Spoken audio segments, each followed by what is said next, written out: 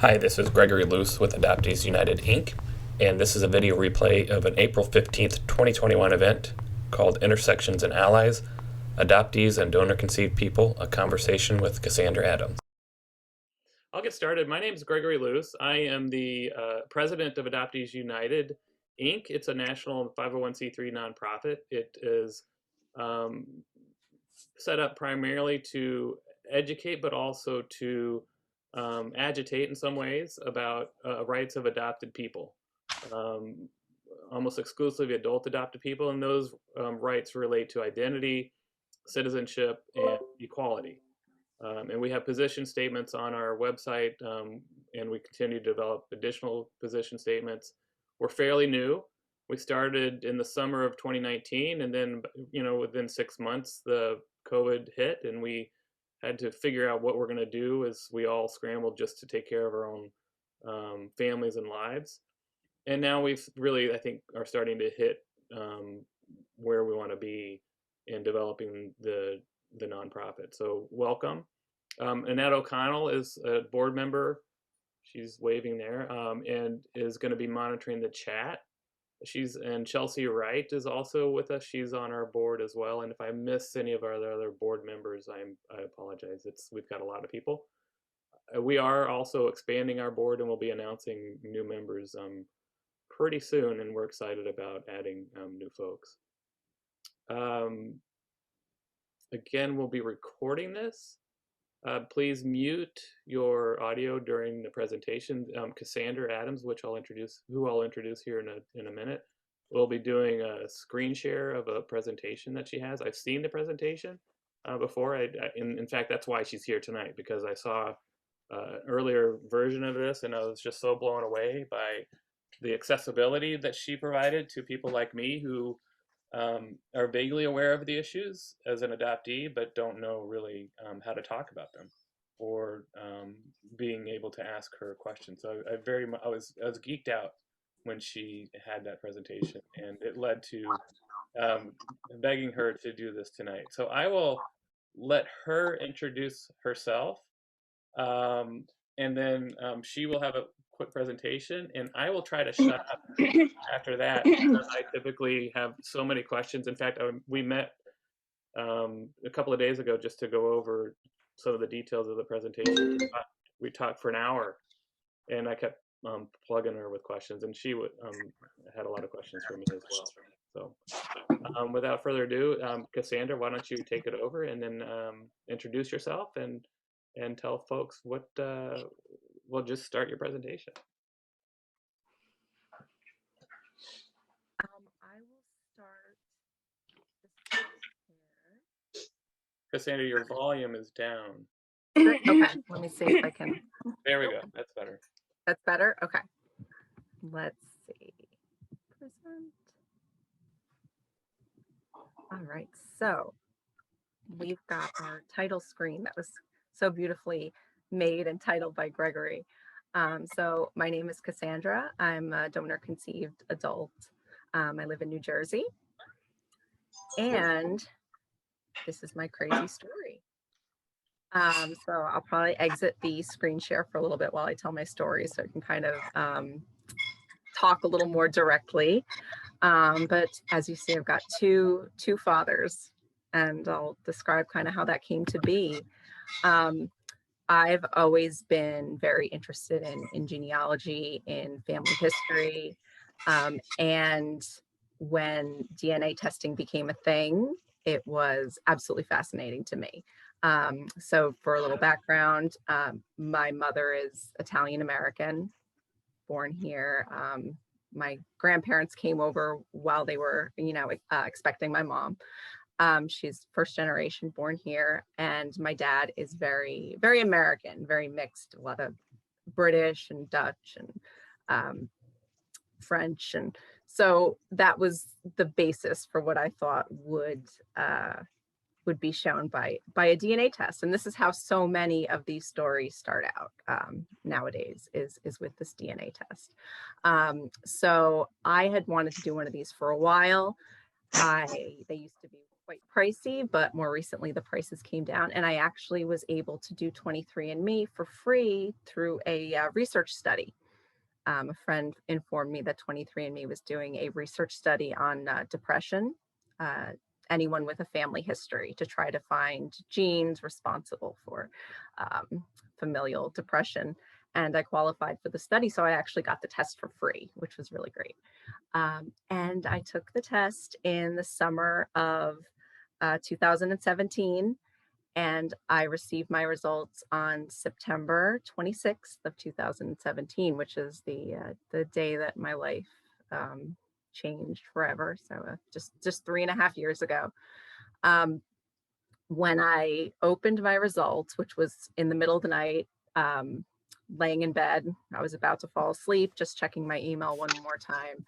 And I received this email from 23andMe that my results were ready. And when I opened them up, the first thing I saw was, 49% Ashkenazi Jewish, which was surprising.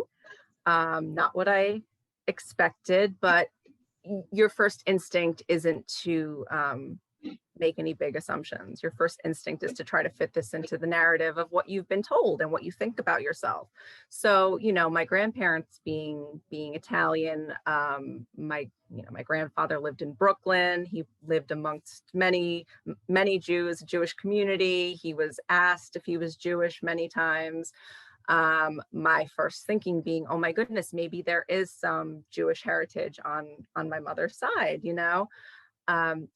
and so immediately I sent my mom a message via Facebook Messenger and was like, oh, Mom, you have to do one of these tests too, because I think we might be a little, Jewish. I think my grandfather might have been Jewish, and she just kind of sent me the little thumbs up sign, because she knew I had taken the test.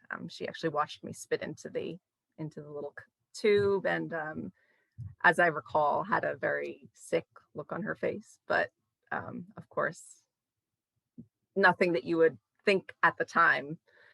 And so as I'm looking through these results, I'm realizing that, okay, this is about 50% Jewish, but the other 50% is pretty much just Italian. Or some, at that time, how they refine the results every year or so. So at that time, it was like such and such a percent Southern Europe and a small percentage of like Spain, and but enough of it where I had to kind of add it up together and realize, no, this is really consistent with half Italian and half Jewish. And it really took a while for me to recognize that. I'm messaging back and forth with friends in the middle of the night, and it really hit me around like 4 o'clock in the morning that something was really wrong. And my friend said to me, your last name is Adams. Adams is my maiden name. And she says, you have 0% British ancestry.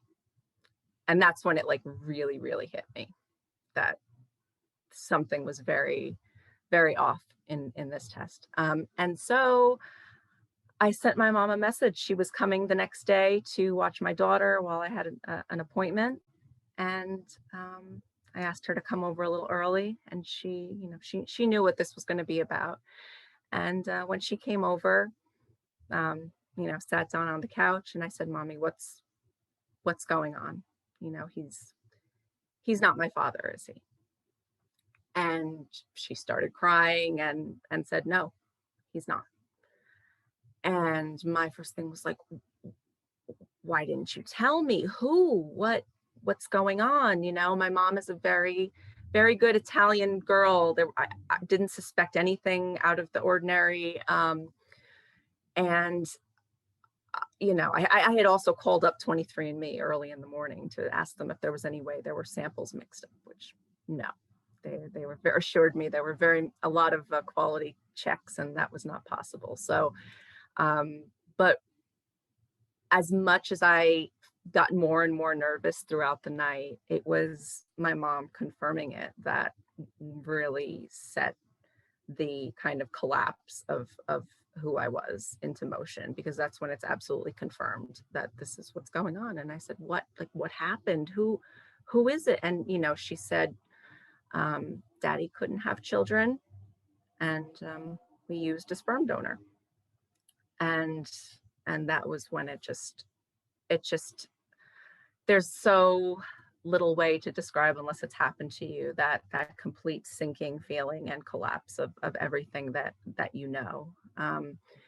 And so, you know, my daughter was a year and a half old at the time. She was playing in the corner when my mom told me this. And I looked over at my daughter and I felt like, oh my gosh, I don't even know who she is.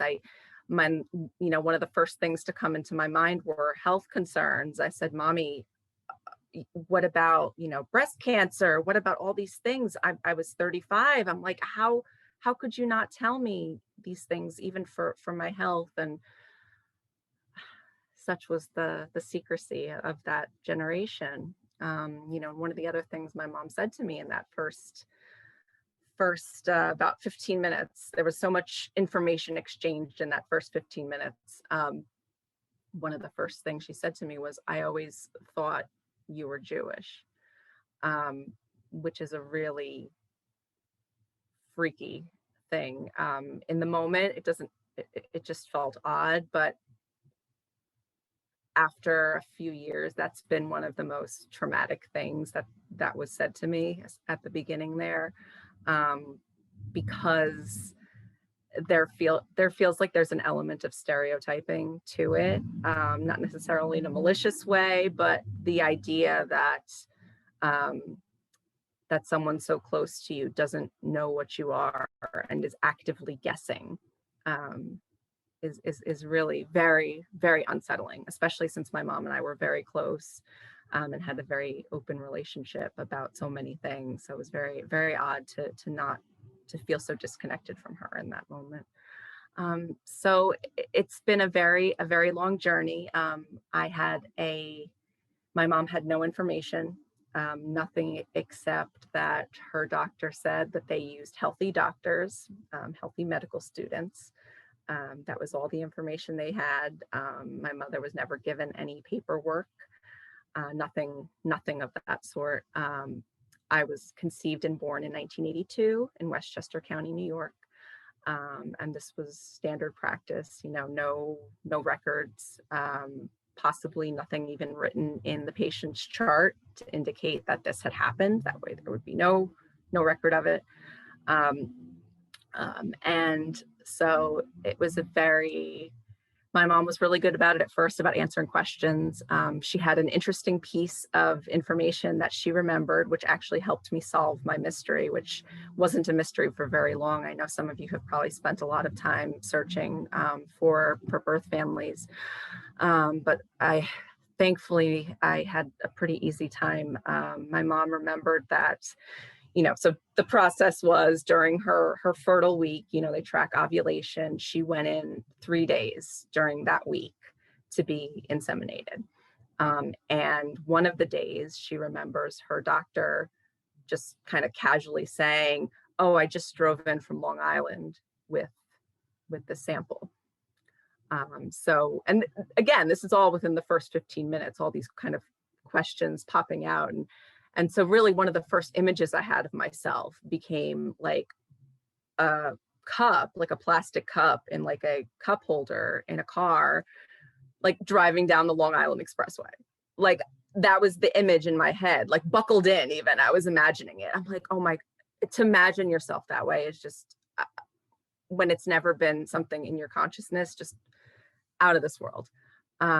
So that piece of information actually helped me narrow down that the donor was from Long Island, because I had a half sibling match on 23andMe and looked up this person's name and found doctors on Long Island with that last name.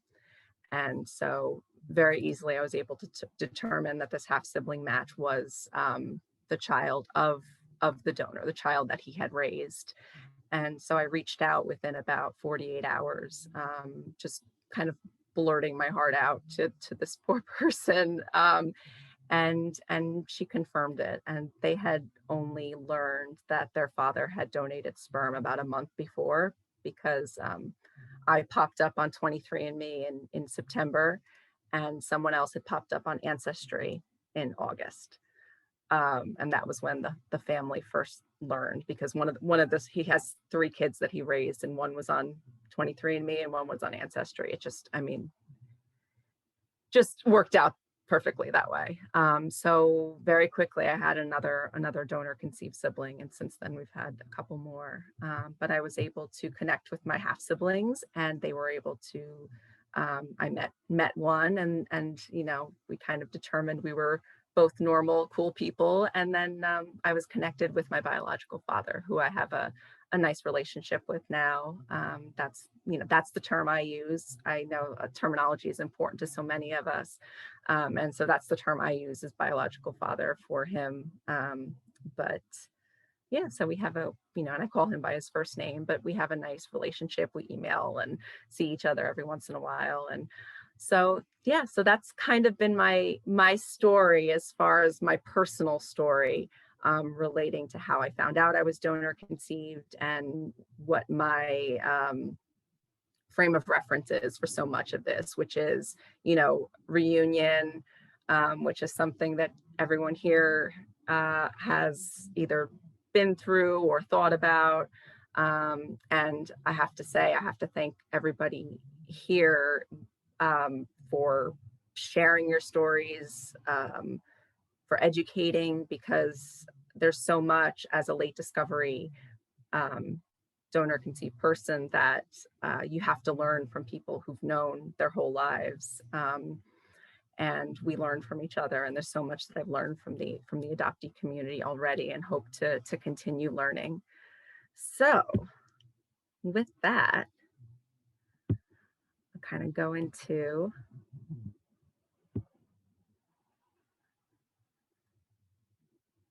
and that'll be the first sperm of the night. Okay. All right, so one of the things that's kind of basic to donor conception is this use of donor gametes.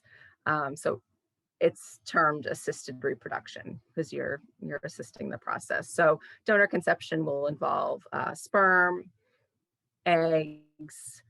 Double donor is when someone would choose a sperm donor and an egg donor, and then make embryos from those and have a child that way. Whereas embryo donation is typically when a couple is doing IVF for their own child, and then has extra embryos left over after their own children are born. And there are many options. You can freeze them indefinitely, you can destroy them, you can donate them to science, or you can donate them to other couples.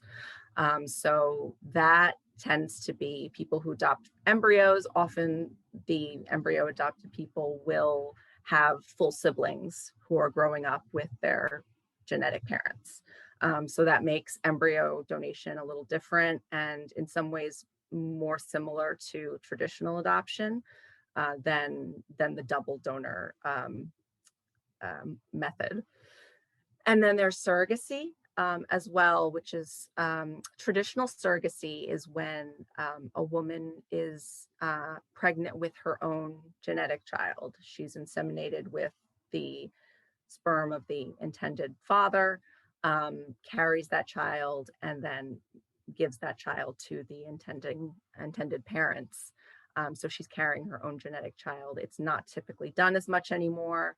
Now it's more gestational surrogacy, which is when there is either an egg donor involved, or if a couple does IVF and have their own genetic embryos, and for some reason the woman is unable to carry that child, sometimes there will be a surrogate used, even if the child will then be raised by their genetic parents. So sometimes gestational surrogacy involves the use of donors, and sometimes it doesn't. But yeah, those are the basic forms. And so then we have some terminology. The parents who use donors are intended parents would be prior to the child's existence, and but afterwards we generally call them recipient parents, or RPs in the lingo. The people who tend to use donated gametes are people who are infertile, LGBTQ families, and single parents by choice. Donors provide the gametes. DCP is donor conceived person. ART is assisted reproductive technology, which sometimes utilizes donors and sometimes does not. In the case of traditional IVF, which is also on there, which is when eggs and sperm are joined in a dish, they become embryos, and then they're reimplanted in the woman's uterus, or in the person's uterus. AI would be artificial insemination, and I added this in because NI is natural insemination, which is one of the shadier parts of the donor conception world, is that there are some men who prefer natural insemination, which is actually just a fancy word for sex. And sometimes it involves possibly slightly altering it from sex somehow, but it's basically just sex. And donor siblings are half siblings from the same donor, which some people refer to as diblings, but it's a very controversial term. It's something that parents tend to use more. It's kind of like a little kid term. A lot of donor conceived adults don't like it. Some do. Some have really embraced it and they use it with their, with their diblings proudly. But a lot of us feel like it kind of minimizes the relationship. There are terms for sibling relationships already, whether you want to just call them your siblings or your half siblings. All right, so I thought I would kind of go into the history of donor conception a little bit, so you get some background, especially with the secrecy involved. So there was practice with inseminating humans and animals with semen. In 1884, Dr. William Pancoast of Philadelphia became the first doctor on record to use someone other than the woman's husband to provide sperm. So the woman was not told that her husband was infertile. She was chloroformed, and she was inseminated with sperm from the most handsome of his medical students, and she was not informed of this. But she became pregnant after this, miracle procedure. And the truth of all this didn't come out until after the doctor's death. So this, to me, it almost kind of struck almost like the Georgia Tan story of that being like the basis of kind of how things are done today, kind of especially regarding secrecy, because that was the name of the game for decades and is still often. The practice boomed after World War II. Contrary to what a lot of people think, it was not insanely expensive at the time. It's a lot more expensive now, but my mom was charged $100 for each insemination. Which in 1982, it's not nothing, but it was very affordable in the past. So I know a lot of times people will come into genealogy groups and, they were born in the 60s or something, and they'll realize it's an NPE situation, and they'll say, no, donors didn't exist back then, or my parents didn't have a lot of money, and it's just not the case. It's still very much a possibility that occurred back then. So the rise of sperm freezing kind of began in the 1980s, although there were banks prior to that, but that's when it really began to become popular, especially after the HIV and AIDS crisis. They started freezing sperm because they needed to test the donors. That was actually another thing I asked my mom initially, was if was the AIDS risk being someone born in the 80s, and she told me that no, they did not mention that the sperm was tested for AIDS, and it wasn't until later in the 80s. And in fact, I believe that there are women who did contract HIV from donor sperm. I believe in Canada and perhaps Australia. And then later on in the decade, there was the rise of IVF and sperm injection, which, decreased the need for sperm donation cases, because if a man could have one sperm that would work, it could work via IVF. So that led to egg retrieval and egg and embryo freezing, egg sharing, which is kind of a crazy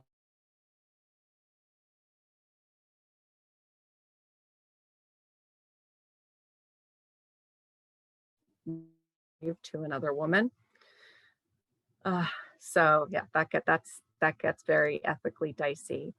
But yeah, so my parents were told back in the day to go home and have sex after my mom was inseminated.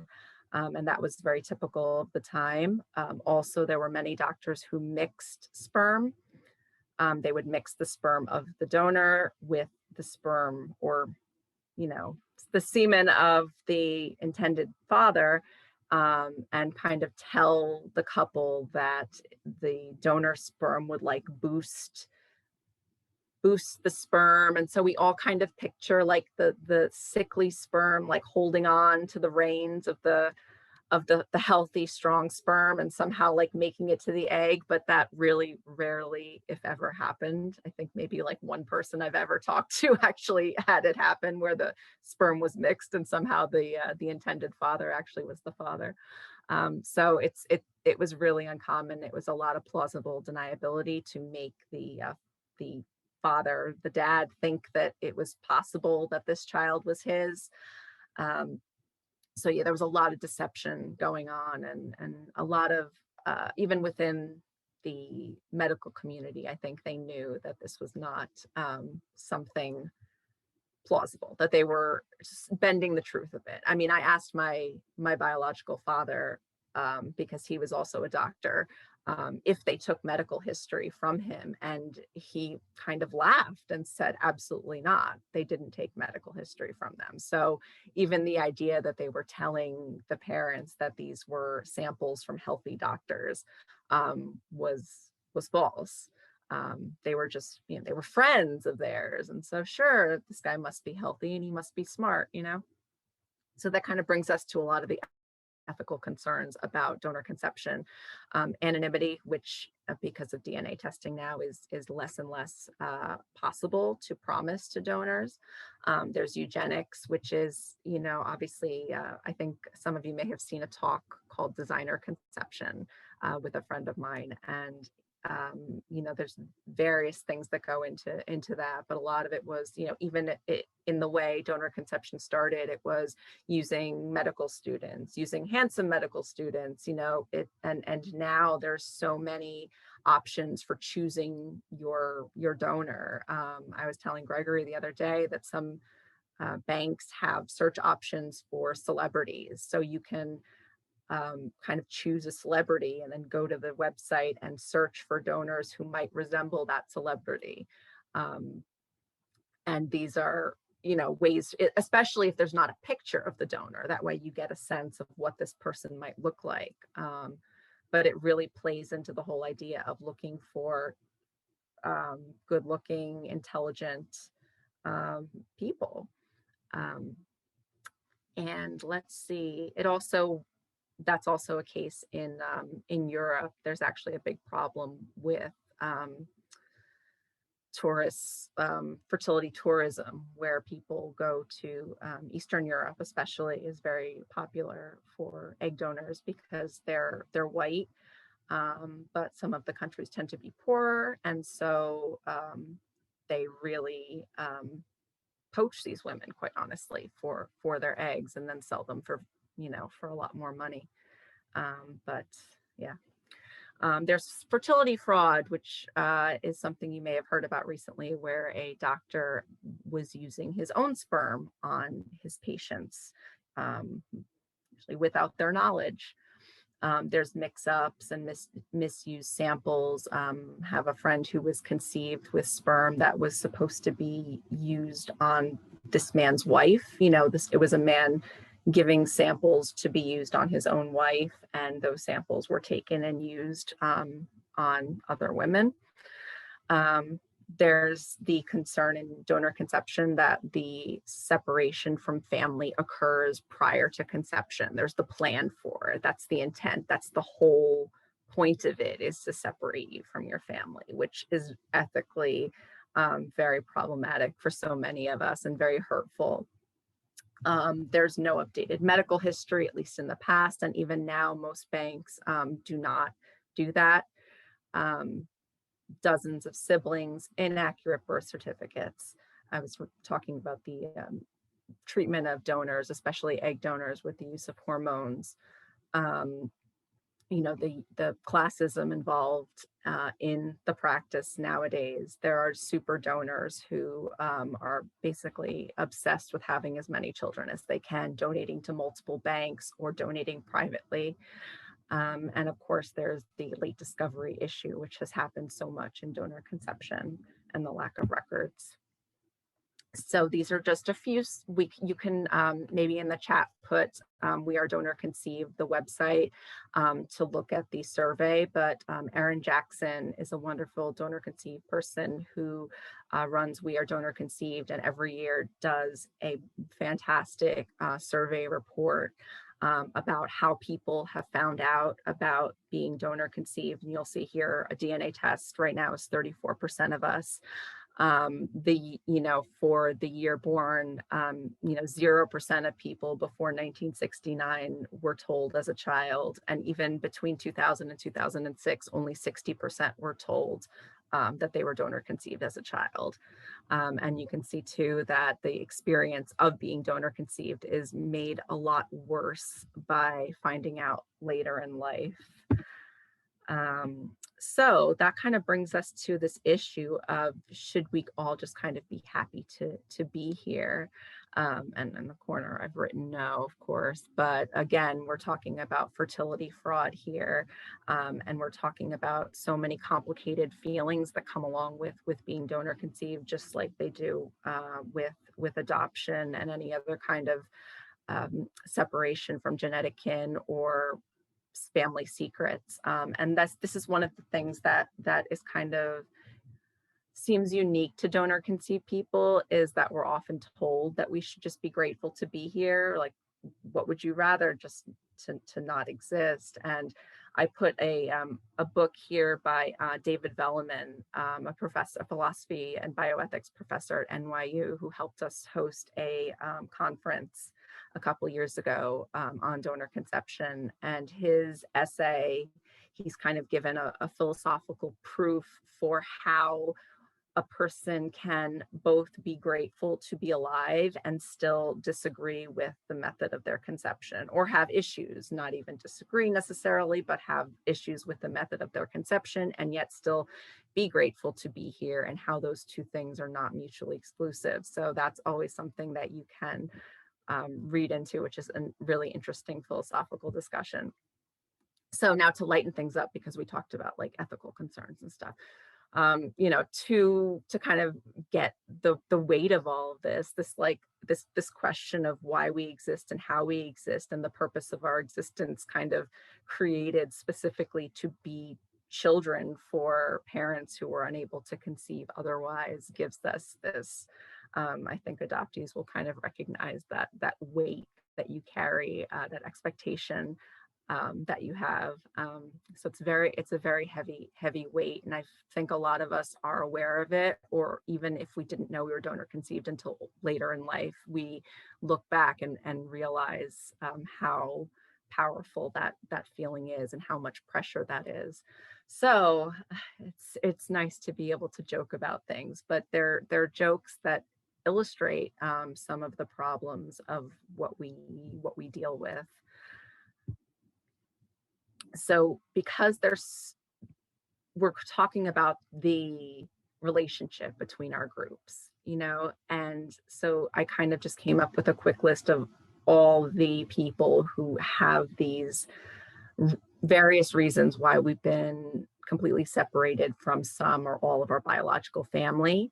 And the idea that there's so many commonalities that we have, but there's also a lot of differences.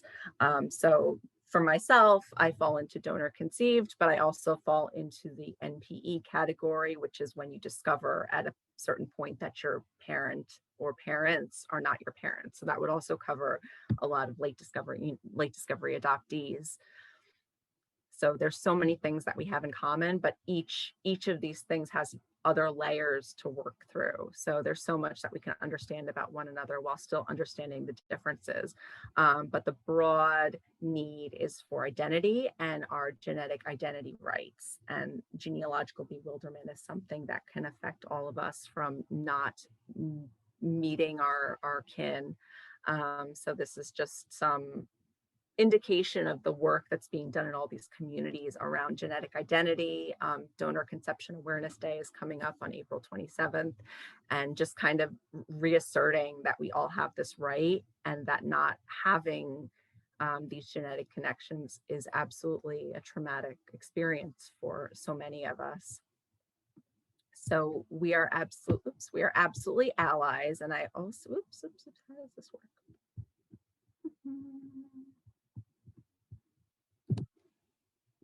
How do you go back? There we go.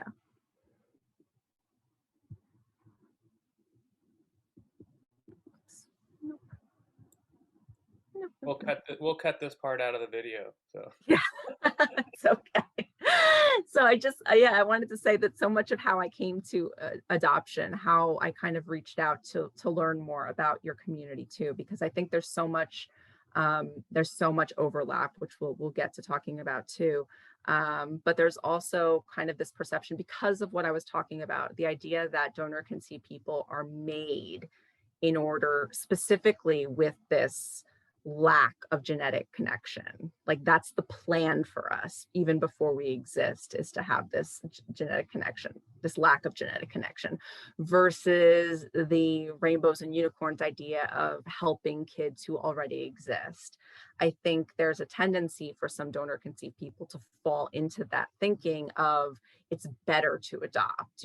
Why don't parents who can't have their own children just adopt? Because those kids already exist, so they're already disconnected from their biological kin, And I didn't want to perpetuate that attitude, because I could tell even from starting to learn that it's not that simple. And so I started looking more into adoption, and I think we were, as we were talking prior to this about New York opening their records recently for adoptees, that also really hit me, because I was conceived and born in New York, and I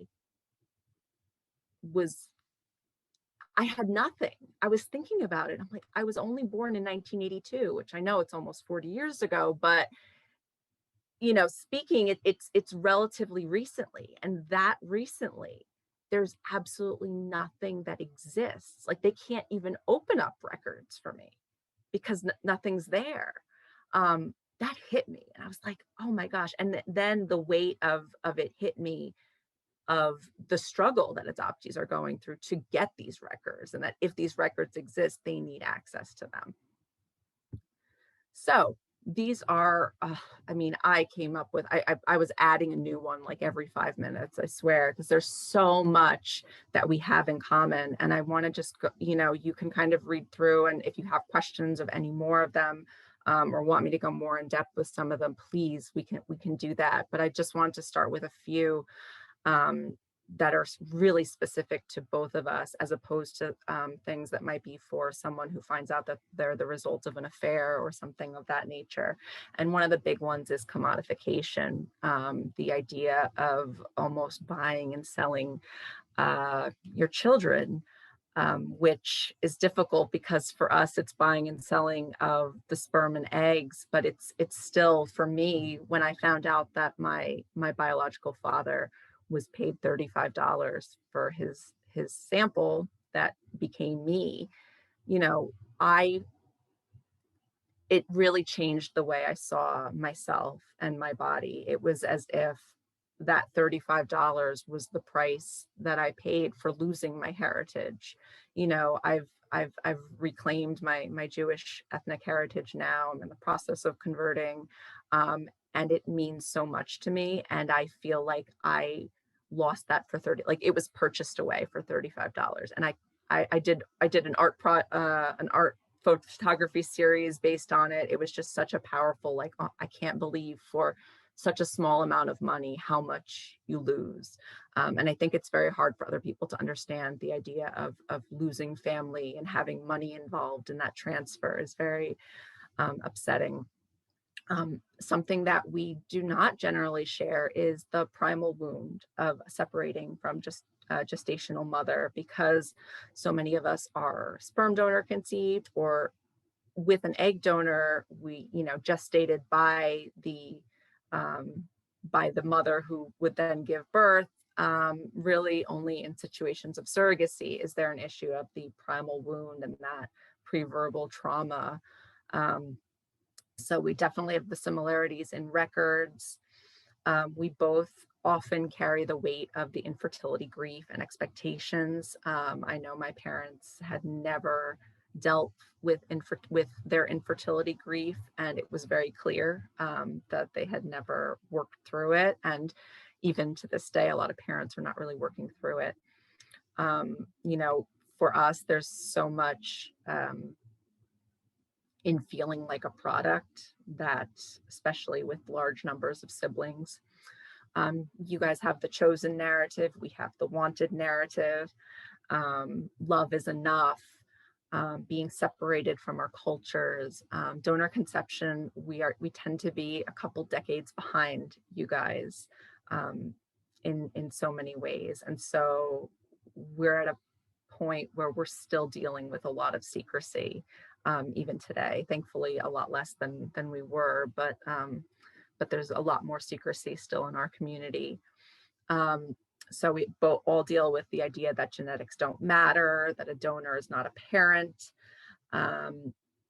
There's a lot of talk in egg donation circles around epigenetics, which is the idea that you influence the child as you're carrying, as you're pregnant.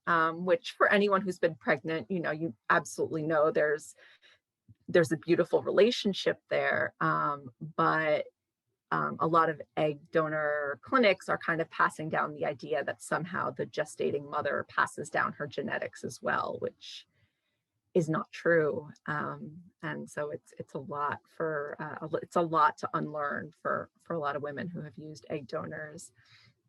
And we also get infantilized a lot. We're kind of consistently called children or babies. We're called gifts, we're called cakes, ingredients to make a cake, and gardening equipment and all kind. I can't believe some of the things that people have compared human beings to. So those are some of the ideas. And I thought, again, for a little brightening it up, I remember the adoptee bingo boards, and someone had made a recipient parent bingo board, which is a little similar, things like you're so wanted and my child won't be upset like you were, and why are you so angry, and all these things that we all hear from parents. And I especially, I'm a moderator of a triad group, it's donor conception triad group, so there's almost 13,000 people at this point, so there's always someone bringing up one of these arguments, that their situation will be different. So because of the similarities with adoption, some people have proposed other terms for donor conception. A lot of people are really not happy with the word donor because, especially in the US, donors are generally paid. So they're not donating anything, they're being paid.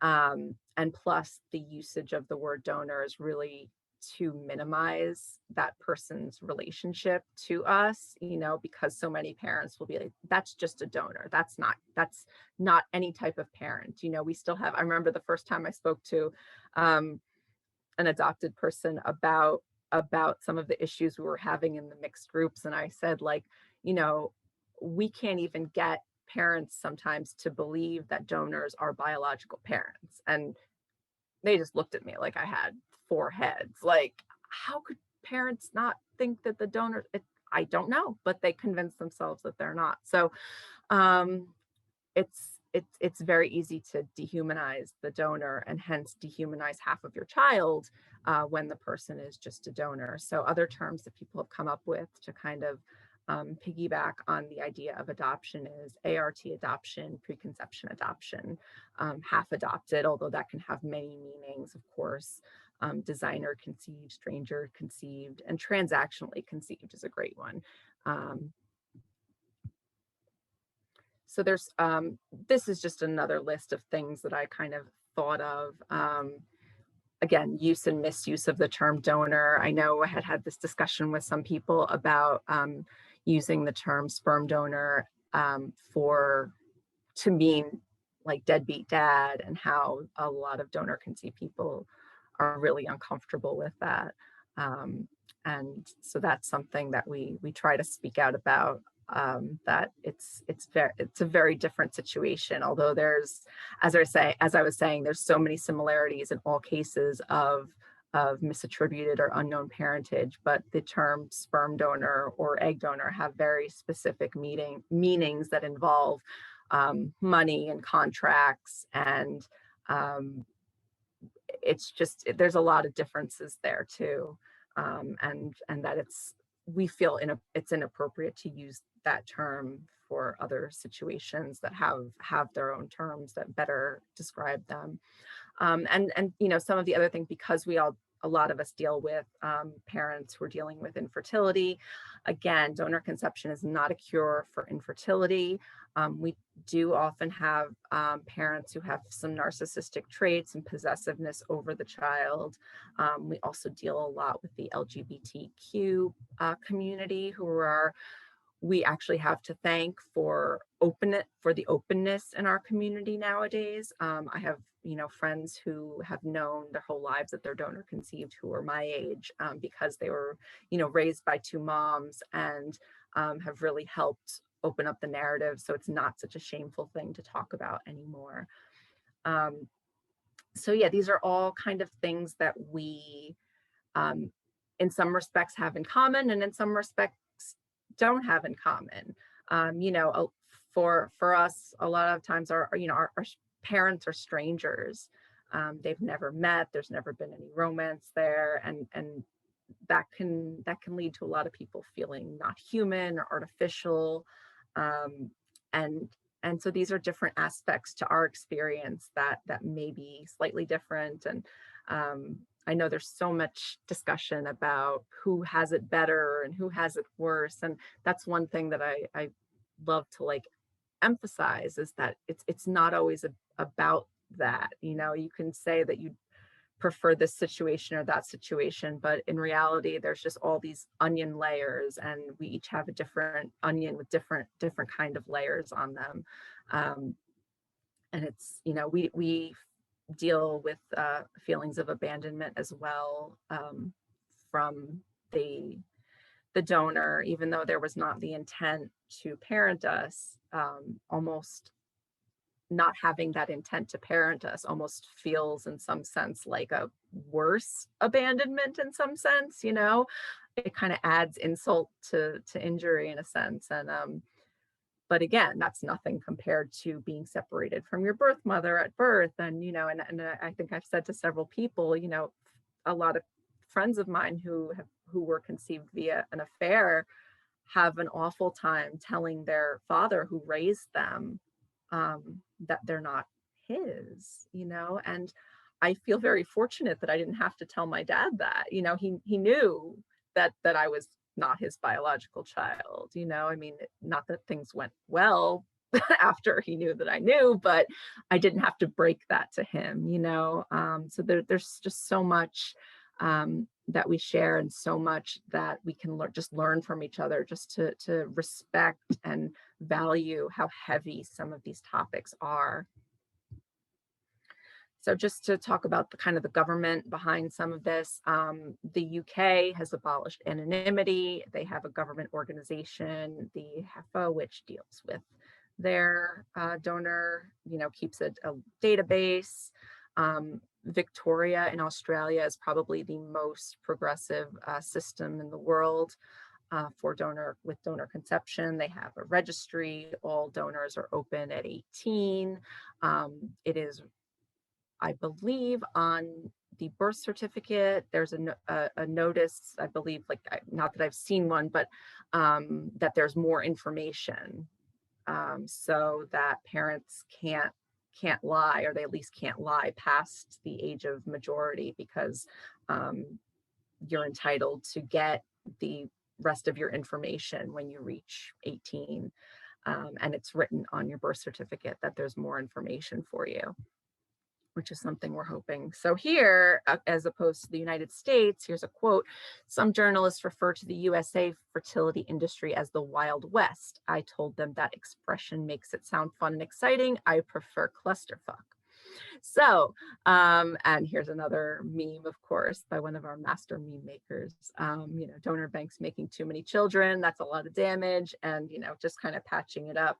The FDA in the US regulates donor material because it's considered tissue, and they regulate tissues. And the FDA only mandates that banks keep their records for 10 years. So it is within their legal right to destroy records after 10 years. And so I don't think there are many 9-year-olds who are calling up the sperm bank and asking for their records, especially their health records. That's not happening. And, granted, now there are a lot of banks that are doing open at 18. So they are, obviously and hopefully keeping their records much longer than 10 years. But the fact that records can and are destroyed after that amount of time is just absolutely unacceptable. So one of the things we're trying to change. The other is the American Society for Reproductive Medicine, which has a recommendation that's not enforced, of a birth limit of 25 offspring per donor per population of 800,000. And you can read the rest if you actually followed that guideline even, and just let the donor keep donating. That would be a hell of a lot of half siblings. And the issue is also that parents need to register the child once their child is born, and a lot of parents don't register, and hence even banks that have limits will keep selling vials of that donor. And sperm sample, with me, I was conceived via fresh sperm. Nowadays with frozen sperm, the ejaculate is split into multiple straws, they call them. So one ejaculation can technically father, 8 children because they split it up. So there is the potential for a lot of siblings because they're not kept track of, even if they do have records. They just don't keep track. So the main way to find siblings for us is DNA testing, especially for those of us who were born prior to there even being records kept. There are sibling registries online. Some of the banks have their own registries. The mixed group the triad group that I moderate, we also have our own registry that we keep of our members. But really DNA testing is the only way, especially because there have been mix-ups. I believe there's real, stories written about mix-ups and samples, and of course fertility fraud, where the doctor used his own sample. So DNA testing, and we have various times of the year that we call sibling season because the DNA tests go on sale, and you may have a sibling or two pop up. Right now I'm one of 4 donor conceived siblings, but there are people that I know who have dozens, and children nowadays tend to have more. There are plenty who have over 200 siblings. And I believe there's some in the UK conceived a while ago who have a lot, doctors who donated for decades, who produced many, many, many hundreds of siblings. one of the things we advocate for to help with sibling limits also are known donors or co-parenting arrangements, and also to facilitate ongoing relationships. However, there's also the danger with donor conception of super donors, serial donors. I met someone who calls himself the Sperminator. You can watch that on YouTube. If you Google Cassandra and Sperminator, you will find that video. And there's another man next to him here who in the UK, who we've had the pleasure of kicking out of our group, who also is out to father as many children as he can.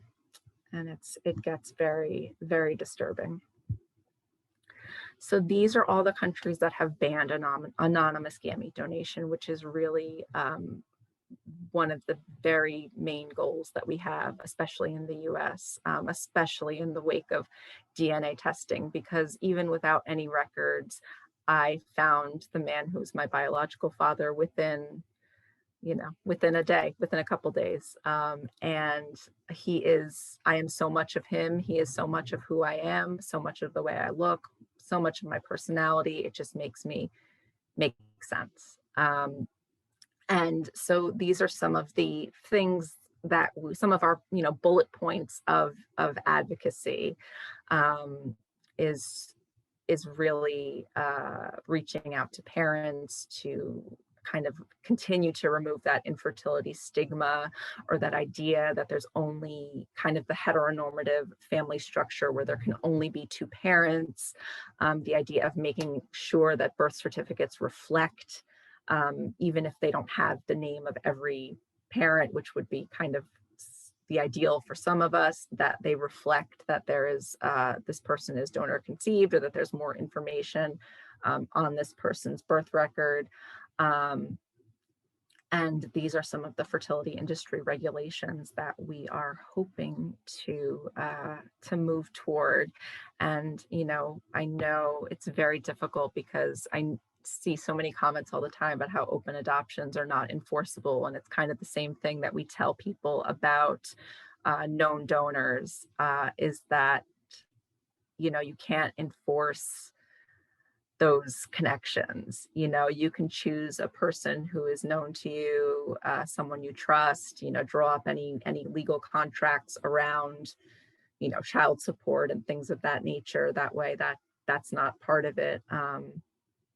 And things can go badly, or they can be absolutely phenomenal. But it's a very difficult situation. And these are, we had a contingency of donor conceived adults speaking at the United Nations in 2019, in November. And these were the recommendations from the United Nations about donor conception and surrogacy. And you'll notice, prohibit all forms of commercialization, and, ensure that the best interests of the child are paramount, which is what we're kind of always trying to focus on. I know you are in the adoptee community too, of putting the needs of the child first, because the child is the one who had no choice in how they came to be and what happened to them.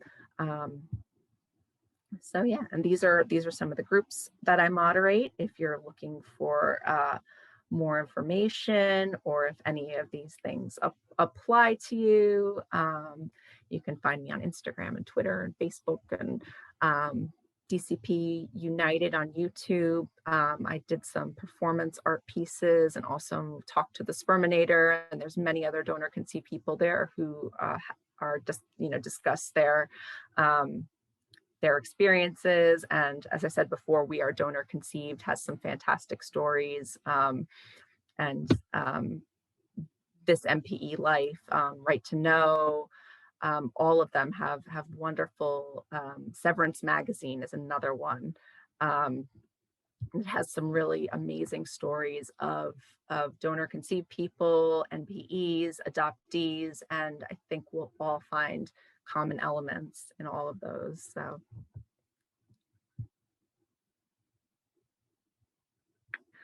that is Cassandra, thanks so much. I mean, again, I'm I'm blown away.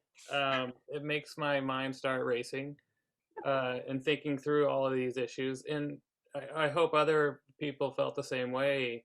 And I think they did. Um, I have so many questions still, but what I did is just put them in the chat because I want others to have the chance to ask other questions.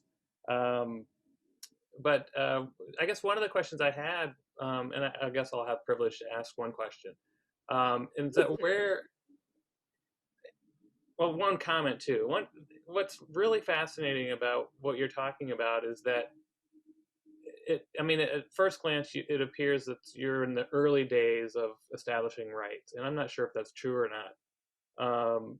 But at the same time, this idea of genetic curiosity, or you use the term genetic bewilderment, which is very true and very real, but that has been beaten out of us as adoptees. If we try to use that as a reason to obtain records, we are completely belittled. We're saying that's the common term is mere curiosity is not enough, even though curiosity obviously drives $1 billion industry around genealogy. And I'm wondering, as you're thinking through where you want to be with a rights-based approach to your issues, where you think you are currently. I mean, I don't know if you're so far behind adoptees actually, because you have a more defined sense of identity rights, and I don't think That's a good point. I think we've done this like kind of quick catch up to you guys, at least in terms of trying to advocate for actual rights. I think kind of the decades behind is almost the parents' perspective, and like, parents using gametes don't need to go to counseling at all. I mean, I don't know exactly what the requirements are for adoption, but I believe that there's some type of um, there's more counseling, more training done for for parents who want to adopt than for parents who want to use donors. I mean, just completely. But yet some of the issues that they're going to face in their children are very similar. So I think it's a lot more difficult sometimes to educate parents. They're farther behind because it's almost like they've never heard some of this stuff before. They weren't even told that, the biological parent could be somebody that their kid might be interested in. And again, exactly, it's so much of, and that's something I'm learning, 3.5 years in, is that curiosity, that trauma of not knowing who you look like and where you get your mannerisms from is not something that people understand. It's not something that people get. It's not something that I would have 100% gotten prior to this experience, even though I was actually living it. I think that's part of what makes this experience so impactful for late discovery people. And maybe some late discovery adoptees can tell me if this is how they feel as well. But finding out later in life, as much of a surprise as it is, eventually it helps you make sense of some really screwed up things earlier in your life. I always felt completely not human. I really did. I really felt like I shouldn't exist for so much of my life. And I didn't know why. My parents, not that they were perfect. My dad was a difficult person to live with. But no like significant known trauma, and I had therapists even as a kid be like, what happened? Something happened, and there was never anything that I could kind of point to. And at this point, working so much these last few years of because of the PTSD from all of this, working with therapists and looking back, I'm finding so much of those feelings were rooted in either the secret being kept within the family system or the effects of that bewilderment, because I do look so much like my biological father. I do have so much of his personality. And I think I had mentioned one time too that like you can't you can't control when you're pregnant which parent the kid is going to, I mean, obviously the child is a mix, but you can't control who they're going to look more like. So for any of us, we could end up looking more like the father or having a personality more like the mother or whatever. And if that parent happens to be the one who's the one missing from your life, the differences in impact could be so, there's such a big variability there. And I think you're absolutely right, is that that's something that's so exhausting to talk about Hmm. and so exhausting to try to explain to people, even to our own families. Um, and so it's difficult, and that might not get us where we want to get to in terms of abolishing anonymity in this country. What we're hoping, I think, for all of us is that the advent of DNA testing gives a more robust boost to that need, that right. And I believe I saw Kevin comment in the thing, and also when I mentioned that Victoria, Australia has, the most progressive system right now.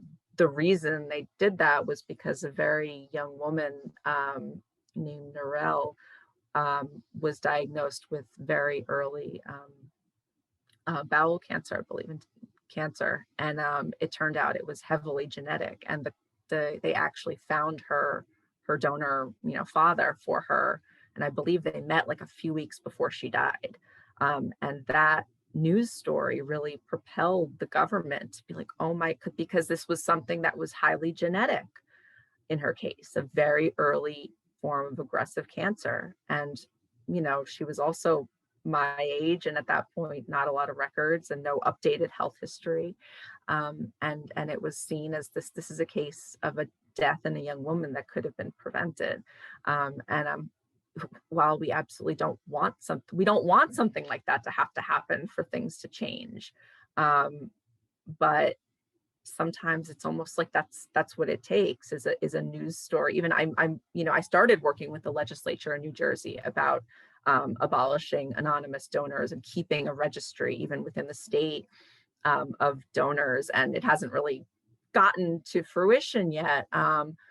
But it's she even said, like, she's like, the representative that I'm working with, she's like, you need like a big news story, Hmm. a big news story to kind of get people to pay attention to this, and we've done all the news stories about, oh, I found this out through 23andMe. This is my story from what I found out on Ancestry, and people are listening, but um, there needs to be more like outrage, collective outrage. And I know you guys have been working on that for so long, and it's difficult. I think that's what I've realized in the past few years, is it's so difficult, and it feels like you're breaking your, Right, and you it's know, often for us, it's a state by state issue. So you're dealing with 51, if you want to count the territories, more than 51 different jurisdictions.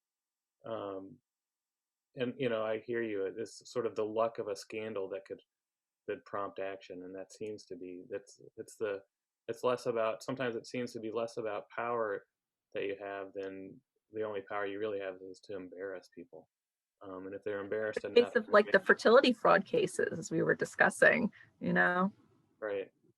So I think what we'll do is take, if Melissa and Annette and Daniel can take some of the questions, and I'm putting you on the spot here, out of the chat for Cassandra, and let's try to work through those. But if those of you who don't have a question in the chat, the easiest way to let us know you want to say something, or try to just ask a question when we start to get into and we all have such unique stories. When we start to get into our stories, we will run out of time quickly. And I just want to say we're already at 7:15. I think at most we'll go to 7:30. And I want to acknowledge that some people may need to leave. Feel free to do so. We're not keeping attendance, and we know that you have other things to do. But if you do have a question, raise your hand. It's usually under the reactions button at the bottom, and then you can raise your hand, and then we'll note that you have your hand raised, and we'll try to get around to you. But any Annette or Melissa or Daniel, any questions you think that you want to relay to Cassandra, and then you'll have to unmute too in order to bring it up. Cassandra, can you, someone shared this question, and I thought there's probably more people that have a similar question. How have you navigated the relationship with your parents now after this discovery, and how is that going? Hard.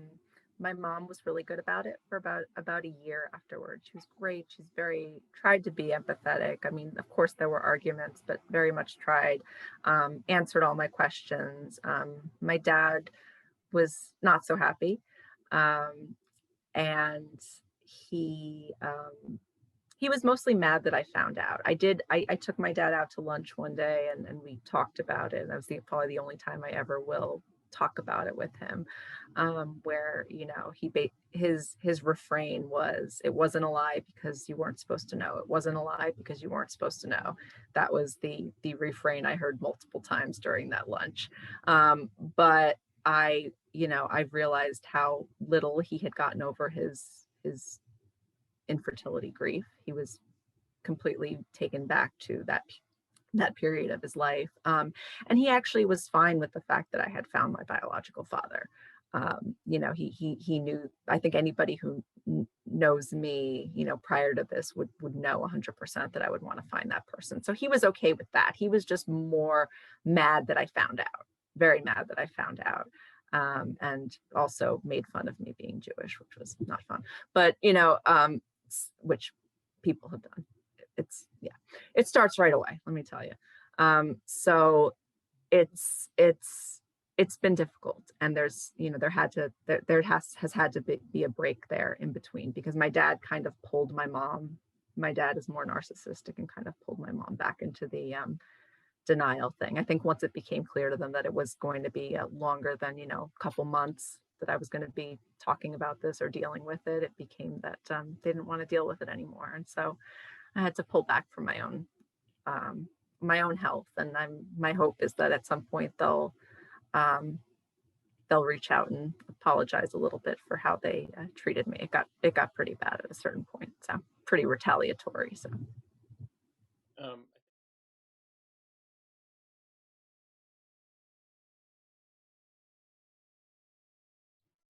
Sam, you have a question? Yeah, I do. First of all, it's great to see everyone. I know a lot of you from social media. It's nice to actually see you, at least in video, not in person. My question, and if you addressed it earlier, my apologies, I had something that kept me late, has to do with your extended family. So from what I know of the donor conceived world, this seems to be what I know from the adoption world. I am an adoptive stepmother, meaning my 3 stepkids are adoptees, but I'm also an adoptee in reunion. And I'm also part Jewish, so like I resonated with that. And part of reunion was learning about that too for me. But it seems that when there's extra stressors, somehow the non-biologically related part of the donor families I've seen seem to fall apart a lot quicker than if there had been that DNA or blood connection. And I've got a sample of 3 families, so it's not scientific. But my daughter's one of her best friends had 2 moms. She was one of triplets. They met the biological father. They were invited to a family wedding and his wedding. But when the 2 moms got divorced, because it was a divorce, the family, siblings, grandparents on the biological mother's side really closed ranks and were really there to support the newly single mom. But the parents or the grandparents and the siblings of the other mom, who wasn't biologically related, but is legally their mom also, just kind of evaporated. I saw that. I just had a coffee with a friend today who's about to become a grandmother. She could care less. They're moving out of state because biologically the grandchild is not hers. Biologically, it's 2 moms. The mom that is not hers, her daughter, is the one having the baby. And she just, for public consumption, she's, she posted the ultrasound, it's going to be a girl, but she could care less. And again, I have neighbors, and it's egg donation. So it's the other way around, not sperm donation. And the baby is the spitting image of the surrogate mom / egg donor, who's one and the same, which I'm told is no longer a common practice.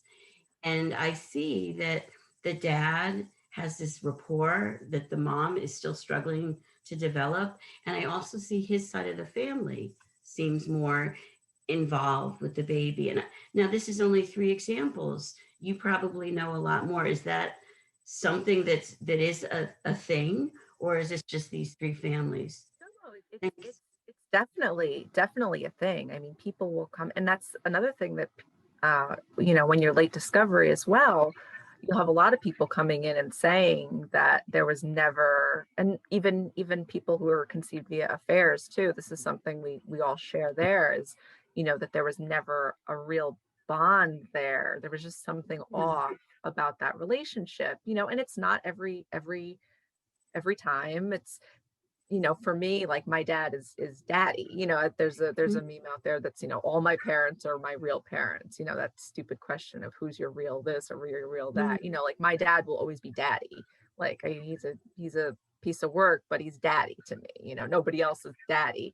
And my bio dad is my bio dad. He is a huge part of me. He has like completed this big existential part of me, but he doesn't have they're I can have both these dad relationships, but to kind of focus more on your question, there is absolutely that case of, especially when parents split up, the non-biological parent may not be as interested or may cite that as not in divorce proceedings, not ask for as much custody. These are cases that we have seen. And a lot of the questions that come into our triad group are from, especially when there's a lesbian couple, are from the non-biological mother and about her insecurities, and it's important to talk about and resolve these insecurities prior to having the baby too, or when the baby's really small, because that's, now we talk about when we recommend about telling people that they're donor conceived, we say start when you're pregnant, tell the baby your story, because it's an emotional story, because it often involves infertility and stuff. So the more you tell the story, even if the baby's too young to know, first of all, the baby will never question, the baby will always know, and secondly, you'll master the story too, and you won't put those emotions on the child.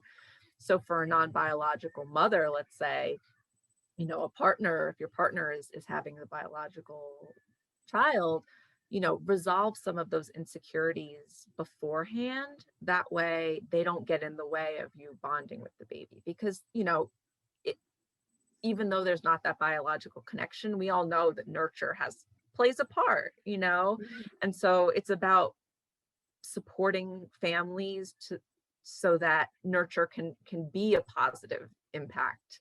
There can be a positive impact of nurture, educating the families, because some people especially come from cultures where they're not really accepting of this, or they may not consider the grandchild to be a real grandchild, and it's about kind of releasing some of that level of stigma. That way everybody can be more supportive of that child, because that's what all this is about, isn't it? It's all about bringing this child into existence. So shouldn't the entire family be on board with supporting the child, get their insecurities out of the way? Oh, they're not my biological grandchild, so it's not the same. Like, well, it might not be, but if you get over some of those issues, then you can be the best dang non-biological grandparent you can be, like it's hard. And that's something I've grieved a lot, is because none of my 6 grandparents knew. This was all a big secret. So they're all gone, and I grieve a lot. I grieve a lot from my dad's parents who never know, who were lied to. I grieve even from my mom's parents, even though I'm still related to them in the same way. I feel like I was really, really close to them, very close. And so I almost feel like they didn't really know who I really was. I feel like a fraud even to them, even though we're still related. And my grandfather, who I thought maybe was a little Jewish, and he turns out he's not, because my mom DNA tested and she's not Jewish at all. She's all Italian. But, he loved Jewish people because he lived in Brooklyn and lived amongst Jews. He would have loved to talk to me. He would have talked my head off about Jewish people. And I would have loved to have talked that with him. And I would have loved to have known my biological grandparents. So it's like, there's so much grief behind the scenes. And I think we need to talk about this stuff so that some of it's out in the open, because that's how we end up in these situations, is people don't want to process. So they leave the processing to us. And that sucks to have to do all of it. It's a challenge. Yeah, children looking after the parents. I don't want to be rejected by my non-biological grandparents, you know? So if they can work it out on their own time, then we can all have a better relationship, you know, that kind of mentality. Yeah, thank you. Thank you. I think we have time for one more question. Annette, did you have one off the chat? And then Dan, I'm sorry, I got kicked off here for about 5 minutes, and it was one of my worst nightmares. I thought that the whole thing was gonna, go put, but it didn't, obviously. Admit it, you thought that I was going to be in charge, Greg. That's what scared you. Yeah, exactly. I keep taking Annette's job. But Annette, is there anything off the chat that you thought would be a good question to ask? And it'd probably be our last one. But again, Annette put this in the chat. We'll save the chat. This is recorded. I'm so glad we recorded it, actually, because it will be very useful for others who weren't able to see this, but also to come back to, because I think that your presentation, Cassandra, is extremely useful and very educational. I really appreciate it. It really was. Jeanette asked, how do you feel about surrogacy of in vitro fertilization? Do you know anyone who has this experience, and do they feel a connection to their surrogate mother? Not too many. I do know one or two donor conceived people who. Cassandra, your video, audio, there we go. There, okay. I do know a couple, I think, who were conceived in surrogacy. There's actually another one was traditional surrogacy conceived. So she actually, her biological mother is also her birth mother. That's very much more of the traditional adoptee experience. So that's a little different. But I think there are a couple women I know of who were surrogacy. Egg donor and surrogacy. I believe one is surrogacy and double donor also. And that's the issue there, is that, because with DNA testing, you can find your biological mother, biological father, but can't find a surrogate necessarily through DNA testing. But I think there are absolutely ethical considerations there, both with the child, both for the child being taken at birth, but also for the industry of commercial surrogacy is also I think, as we saw in New York, also as an issue of women's rights and stuff, can be a touchy place with coercion and not being treated well. So I would have to ask them specifically what their experiences were. I don't know well enough what they would say, but I think there are definitely ethical concerns there that people have who were conceived and carried by surrogates. Thanks, Cassandra. So everyone, I mean, what's really pretty heartening to me is in the last maybe 3 weeks, even after I first heard Cassandra talk to Vicky, and Vicky does this really great Sunday chat on, I'll send out a link to her. She does it all through Twitter, but she does the Zoom chats on Sunday afternoon in the US, but she's a UK adoptee. But I've had conversations with a number of donor conceived people, and around the whole sort of larger issue of identity, or it's hard to really define how encompassing a term we can find that would bring as many people together around that issue of identity. And it is something that I'm very, very interested in, and really do want to work with the donor conceived community on determining where our allyships exist, looking carefully at where they don't intersect, but also being aware of where they don't intersect and what we can do to still support each other. But also how much we have to learn from, I know you said that you've learned a lot from the adoptee rights movement, but I think we have a lot to learn about the donor conceived community and their issues. So I really thank so much for talking tonight. This will be available by video. It may take a couple of weeks. And Cassandra, I'm not sure if you want to have any last words, but I'm just getting a notice that my interconnection is going, but go ahead.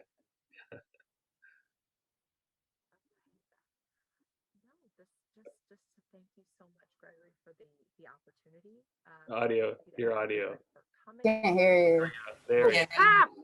I said thank you so much, Gregory, for having me, and thank you everybody for coming and for asking questions, being interested.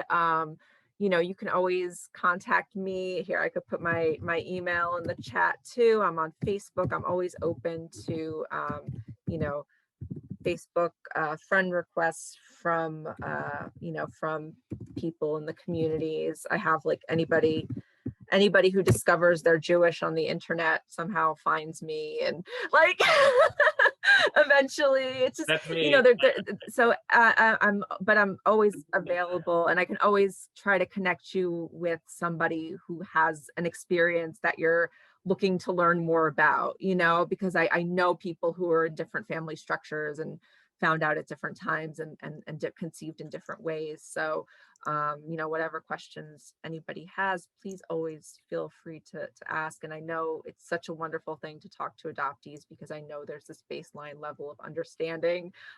We don't get called names for asking questions. You know, there's just so much of that mutual respect and understanding. And I just appreciate it so much, because as I've gone out into the world talking about this stuff, you realize that it's hard.